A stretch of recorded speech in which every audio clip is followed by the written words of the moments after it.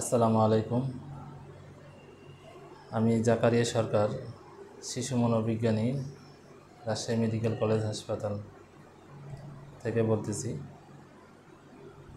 আজকে আমার একটা ছোট অভিজ্ঞতা আপনাদের সাথে শেয়ার করার জন্য এই ভিডিওটা আমি বানাচ্ছি। অভিজ্ঞতা হলো যে একটা বাচ্চা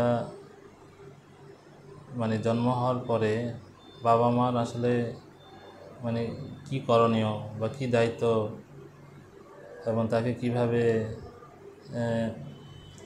বড় করা দরকার, এই বিষয়ে ইদানিং খুবই এটা দেখা যাচ্ছে যে বাচ্চাদের বিকাশজনিত সমস্যাগুলো দিন দিন বেড়ে যাচ্ছে।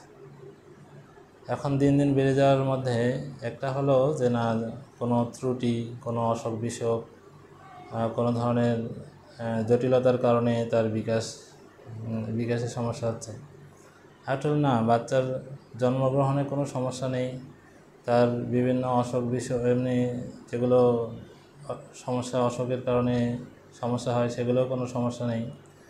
তারপরেও বাচ্চাটার স্বাভাবিক বিকাশ হচ্ছে না। বিশেষ করে যে বিকাশটার সবচেয়ে বেশি চোখে পড়ে সেটা হলো কথা বলা। বয়স অনুপাতে সে কথা বলা শিখতেছে না।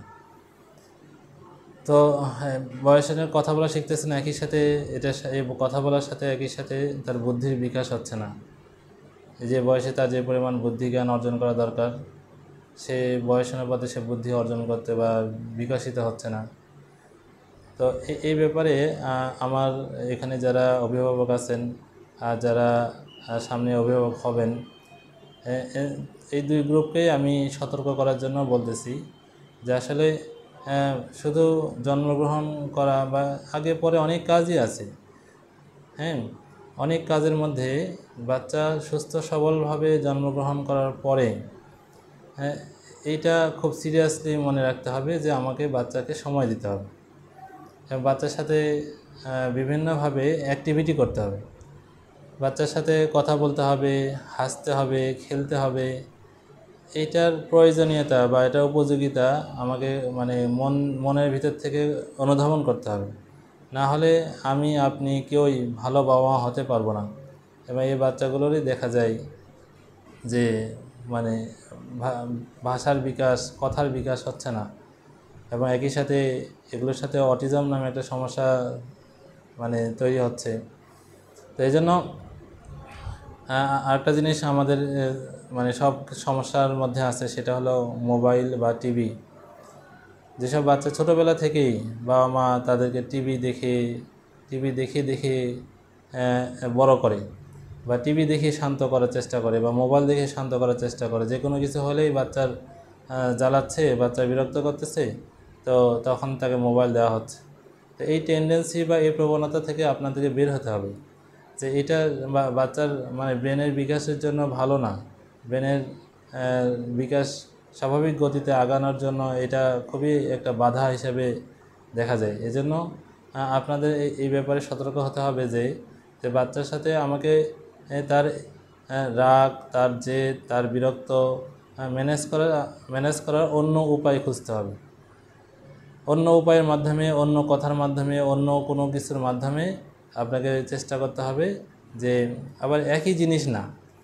হতে পারে মোবাইল আপনি একবার দুইবার ব্যবহার করলেন, যে একবার বাচ্চা বিরক্ত করতেছে, যে একবার কোনো কাজে সে কোঅপারেট করতেছে না, তো তখন আপনি একবার মোবাইল দিলেন। কিন্তু প্রত্যেকবারই, অর্থাৎ প্রত্যেকটা জটিল পরিস্থিতিতেই আপনি মোবাইল দিয়ে বাচ্চাকে শান্ত করার চেষ্টা করতেছেন, তখন কিন্তু এইটা আর স্বাভাবিক পর্যায়ে থাকবে না।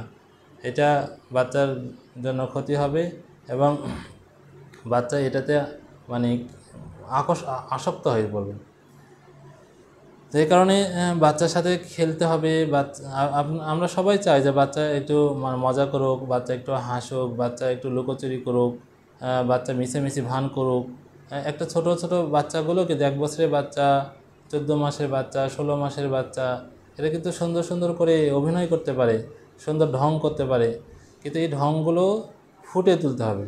এই ঢংগুলো এমনি এমনি হয় না। এই ঢংগুলো আরেকজনের সাথে তার ইন্টারাকশন করার মাধ্যমে, মিথস্ক্রিয়ার মাধ্যমে, মেলামেশার মাধ্যমে তার এই ঢংগুলো তৈরি হয়। তো এই ঢংগুলো তৈরি হওয়া অতি মানে খুবই জরুরি। তার সাথে ঝুনঝুনি নিয়ে খেলা, তার সাথে বল নিয়ে খেলা, তার সাথে কাতুকুতু করা খেলা, তার সাথে এমনি চোখের সামনে হাত দিয়ে লুকোচুরি খেলা। এই ছোটো ছোটো বাচ্চার সাথে কিন্তু আমরা এই খেলাগুলো করতেই পারি, কিন্তু ইদানিং দেখা যাচ্ছে যে এইগুলো কোনোটাই খেলা বাবা মারা করতেছে না। বাবা মারা মানে খুবই টেনশন থাকেন যে বাচ্চাকে কিভাবে খাওয়াবে, কোন পুষ্টিকর খাবার তাকে দিতে হবে। পুষ্টিকর খাবার খুঁজতে খুঁজতে এখন তারা মানে খাওয়া নিয়ে এতই পেরেশান যে বাচ্চার ক্ষুধা লাগলেও খেতে হয়, না লাগলেও খেতে হয়, ইচ্ছা হলেও খেতে হয়, না ইচ্ছা হলেও খেতে হয়। তো এই মানে প্রত্যেকটা জায়গায় এমন জটিল পরিস্থিতি, তার হাত দিয়ে সে হাত তো আসছে ব্যবহার করার জন্য, পা আসছে ব্যবহার করার জন্য, কিন্তু হাতের ব্যবহারও ঠিকমতো সে কী কাজে ব্যবহার করবে?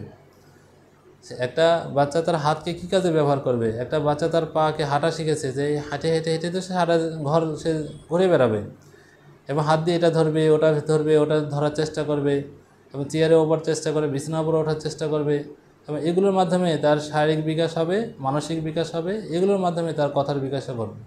হ্যাঁ, কিন্তু এই মানে চিন্তাগুলো আমরা মনে হচ্ছে যে অভিভাবকের অবস্থা থেকে মনে হয় যে তারা এগুলো কোনো চিন্তাই করে না বা ভাবে না যে এগুলো তার শেখা দরকার, করা দরকার। তো এই জিনিসগুলো আমি সবাইকে বলবো যে এই বিষয়গুলো একটু ভাবেন, এই জিনিসগুলো একটু চিন্তা করেন এবং এগুলো নিয়ে যথাযথ ব্যবস্থা নেওয়ার চেষ্টা করেন। আমার এই ভিডিও দেখার জন্য আপনাদেরকে ধন্যবাদ।